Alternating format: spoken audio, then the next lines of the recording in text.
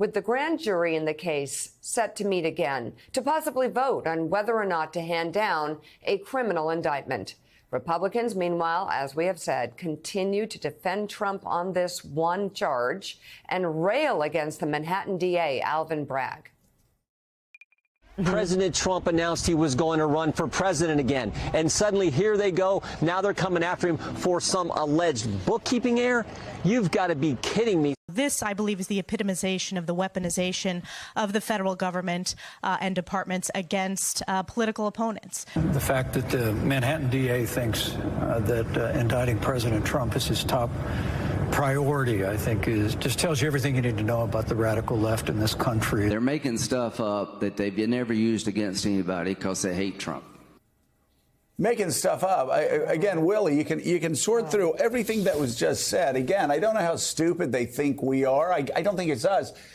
They actually think their own voters are stupid, and that's what's so insulting when you have Jim Jordan saying, oh, Donald Trump just announced, and suddenly they decide to charge. No, Donald Trump announced because he knew he was going to get indicted. We talked about it on this show for months. Is he going to announce that he's running just so he can move forward, that false claim?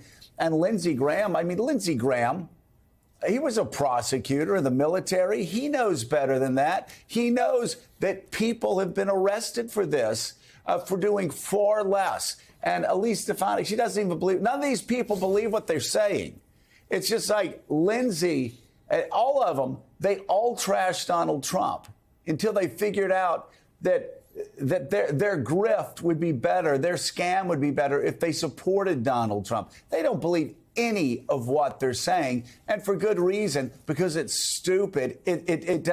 It's not consistent with facts. It's not consistent with the law. They're just playing to their base, and they're insulting their base, thinking their base is too stupid to actually read the news. Well, it's a reflex, isn't it, when they're asked about Donald Trump, to quickly race to his defense, whether you're Jim Jordan or Lindsey Graham or Elise Stefanik.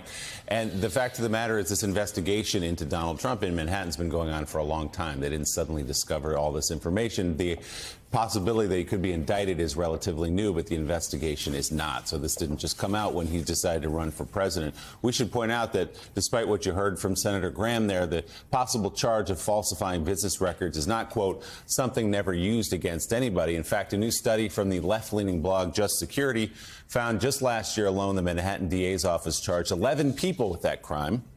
Trump, for his part, reportedly downplaying his predicament behind closed doors. According to the New York Times, the former president has told friends and associates he welcomes the idea of being paraded around by the authorities as long as he's surrounded by the media. He also reportedly mused openly about whether to smile for the cameras during that possible perp walk and described the potential situation as a fun experience, Joe. So that might be fun in front of the cameras for him, but I think it's different when you get in there and you're having, I could be wrong, but I wouldn't know, but having your fingerprint taken and your picture taken. You know what we call that, Mika? What?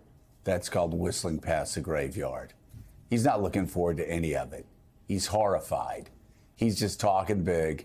The walls are closing in, as has been said before. This time, my God, look at all of it. They have. Now, I want to get back.